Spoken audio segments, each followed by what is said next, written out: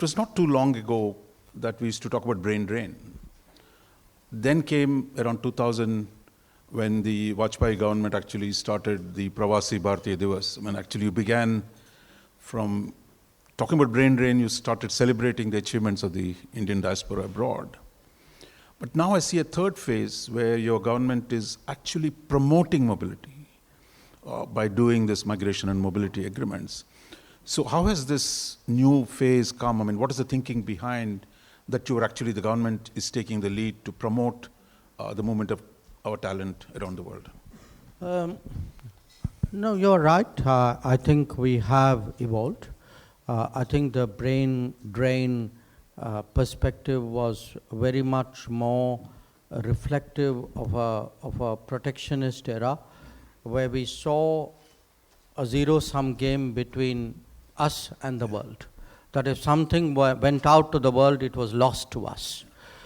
And that has obviously changed, because as you know, the diaspora grew and maintained its connect, you realize actually that they were an asset and they were a link rather than, a loss.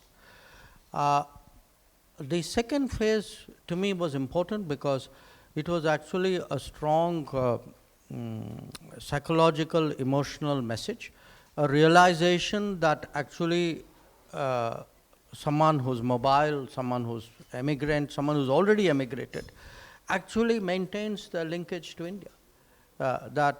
I think it needed, a very grounded political understanding of Indian society, rather than a very academic, theoretical view of people. To realize that, even if Indians went, even if they went 100 years, 150 years ago, that they still maintained their connections. And I think the Vajpayee government did a great service by creating that, understanding and formalizing it in many ways. And today, last 10, 12 years, I would say, under Prime Minister Modi, we've come out of the protectionist mindset. We are in many ways looking at the world much more confidently, exploring many more opportunities. Secondly, we have further consolidated the link with the diaspora. So we've taken the second phase and built further on it. But more than that, I think there's an appreciation today that, look, the nature of work, the nature of the economy, the comparative advantages we have, I would say even after COVID, the willingness to work, these are all today factors in creating new opportunities. Now, if you stay with that old mindset, and if there are people who do, there's nothing you can do about it. But if you stay with that old mindset, you're actually going to miss out on a lot of possibilities. And, my sense is today, especially the youth of India, that because they are so informed, because they are so connected, their imagination is not limited to the national boundaries. They are quite willing to explore opportunities abroad, and I think that's good for us. There's another change. You talked about how much the government today is willing to spend to deal with the difficulties that Indians face abroad. But there was a time in the protectionist era, shall we say, you went abroad, you were on your own. That it was your fate. That you had to deal with the real world out there. To one where the transition, now you mentioned, the kind of effort that the government puts in. How much of demand you get from the states, for example, from the chief ministers, to do this work a lot more vigorously than? That's also been an evolution. Again, if I were to sum up the changes of the last decade in two parts. One is to create the kind of SOPs, the practices for this to happen, because it's not that easy. If the Ministry of External Affairs were to ask the Air Force or the Ministry of Defense to send out planes, to send out ships, or to ask airline carriers to dedicate planes, unless they are habituated, unless it has been worked out in advance, it doesn't happen. I mean, unless you have a culture even within our own system, let us say of, I don't want in a crisis someone saying, where is the authorization to house, 1,000 people who have landed up at my doorstep. So we've actually had to undergo, in many ways, a change in our own attitudes and thinking. That if there is a crisis, if there is a problem, solve it. You have the resources, you have the flexibility, you are empowered to do it. The systems are ready. we've all practiced it a lot. Every time we do an operation, can be big ones. And when I look back, the first one for me, when I came back as Foreign Secretary in 2015 was Yemen. But now I've even forgotten, in the last 12 years, how many of these we've done. We've done Afghanistan, we did Israel, we did Iran, we did Sudan. I'm not talking of first responder disaster. I'm talking of bringing back Indians from conflict situations. And what has happened is we have kind of honed a system where we even have a unit in the ministry. The moment you kind of flick a switch, they know, okay, get moving on this. So that's one I would say important part of it. The other part of it is, this we do get. It's understandable that chief ministers, state governments write to us, but we also try to make them understand that look, once you leave the shores of India, for us, you are Indians. So I can understand the pressures and compulsions on a chief minister. So we hear it, we absorb it, but at the end of the day, it just feeds into a national metrics of a plan which we deploy outside. Minister, what you said about the current policy of migration is very impressive, but there are 3-4 contradictions built into the policy. One, you yourself referred to legal versus illegal. Now, how are you addressing that question in this migration and mobility agreements? 21 you have signed. What has been the experience implementing that this, while you promote legal migration, you also work with the foreign governments to prevent illegal immigration? Well, I think we can be one part of the change, but our partner government has to be the other part of the change. And one of the reasons why we do these agreements is we try to make them understand, look, unless we cooperate, it's in our interest that mobility is legal. It is therefore a corollary of that, it's in our interest to be against illegal, irregular mobility. But that also requires cooperation. So, if you can't say, I'll do one part and not do the other part. Just like we wouldn't say, do the legal, and by the way, we won't do anything for you on the illegal. But they also cannot expect we'll do everything on the illegal, and by the way, stay out of the legal. So, this is a compact, it is a working arrangement that we have. The legal and the illegal are two sides of the same coin. We have to cooperate on both. And again, cooperation has many facets here. Often, because one big challenge is always that we have an obligation if there is any of our citizens who's abroad illegally, we have an obligation to take them back. I don't think that's standard international practice. But we have to verify that they are indeed ours. So there are a lot of issues here, sometimes documentation. Now, there are countries which cite privacy. But they can't have it both ways. They can't say it's privacy, we can't tell you, but by the way, he's yours, take him back. So we need a degree of transparency and understanding here. And that's really what we try to do, which is really, work out understandings with different countries. And my experience with these 21 odd agreements and, has been that wherever actually we have a formal understanding, over a period of time, it has actually been very effective. It would not be wise of me to give specifics here, but I know there were governments and often my own counterparts personally who began this exercise very skeptically. But then they saw for themselves that how much better the system works when we do have such a collaboration. But it's the second contradiction is really, for 60 years or so, I mean, much of the Western world was very open for immigration. Starting with our doctors, then our professors, now you have actually the IT professionals going all across the Western world, especially the English-speaking world. But that open... Not necessarily the English-speaking world. But there are some non-English speaking which have actually shown very strong growth in recent I'm talking about historically. But across the world, both English-speaking and non-English-speaking world, there is a political and social backlash against too much immigration.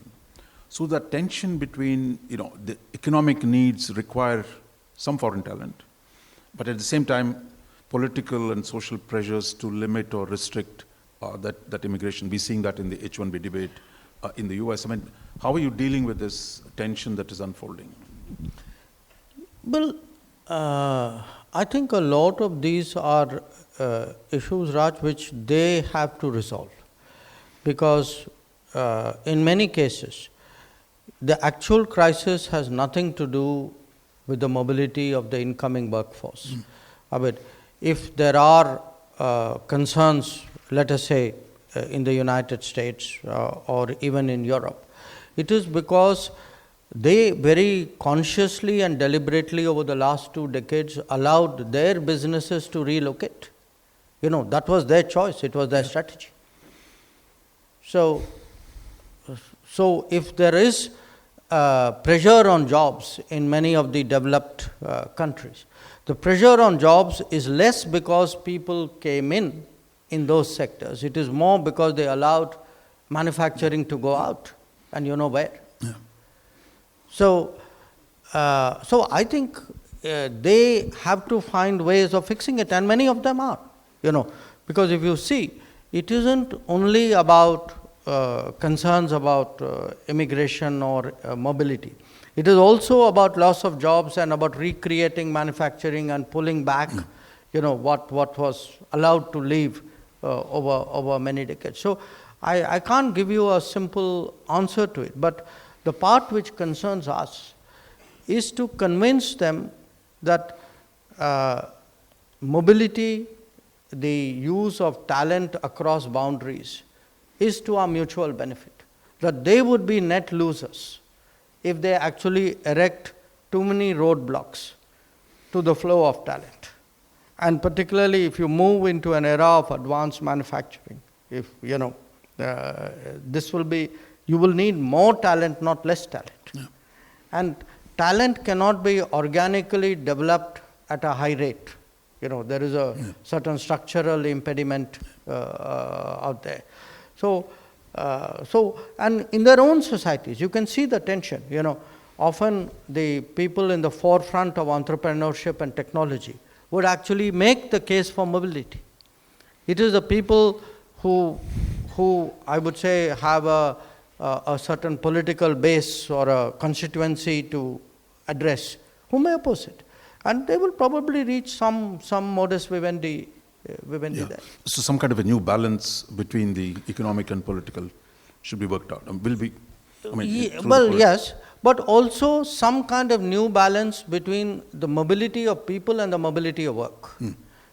If it becomes harder for people to travel, the work's not going to stop. Yeah. Okay, so if people don't travel, the work will travel. So either insourcing or outsourcing. No, there is a third contradiction. While exporting talent... The last two, by the way, didn't end up as contradictions. No, you're trying to resolve them. Yeah. But third one is really, is one thing to export talent, but you also, your domestic needs for the same talent are also growing as you try to do more manufacturing, more advanced technologies, more medical doctors. In every field where migration we've seen grow, there are also domestic needs, and I already see the government talking about returnees or facilitating some talent coming back. So where do you see this tension playing itself out? I don't want this to seem political, but this is actually a statement of fact. as a sort of a sweeping proposition, the number of educational institutions in this country in the last 10 years have doubled over what they were in the 60 odd years they were before that. What actually happened was, after the first spurt, we somewhere plateaued. You and I are of the same generation. Probably when we left school, there were 5 IITs in the country. Till when we hit the our middle age, there were still 5 IITs in the country. The manner in which, I'm just using IIT as a shorthand, don't take it literally.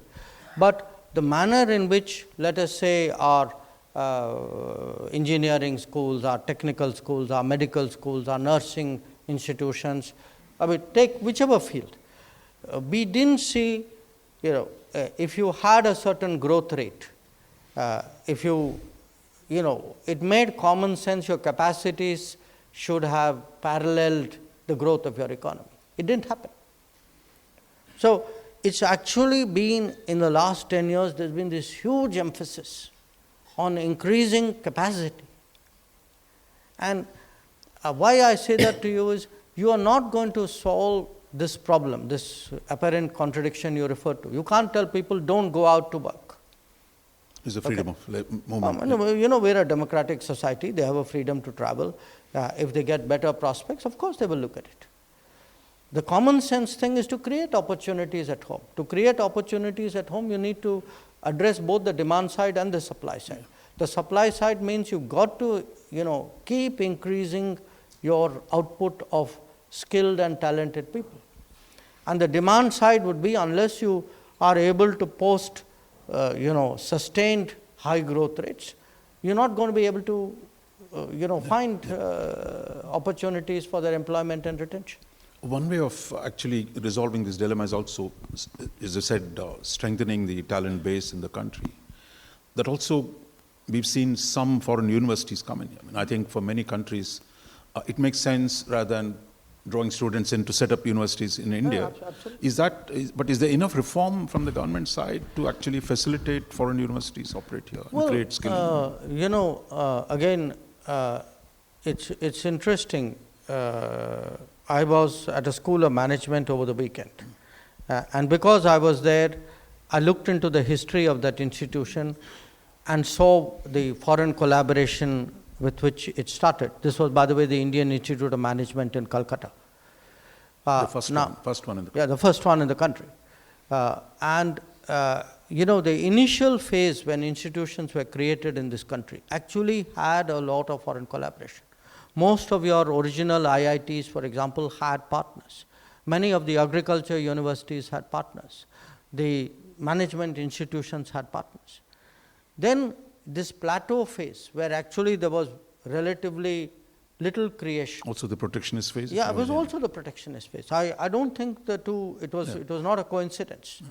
So what we have now done is we've actually liberalized, because again, as I said, like talent can move out or work can come in. We have today close to 1 million foreign students, 1 million Indian students studying abroad, 1 million. Why is that?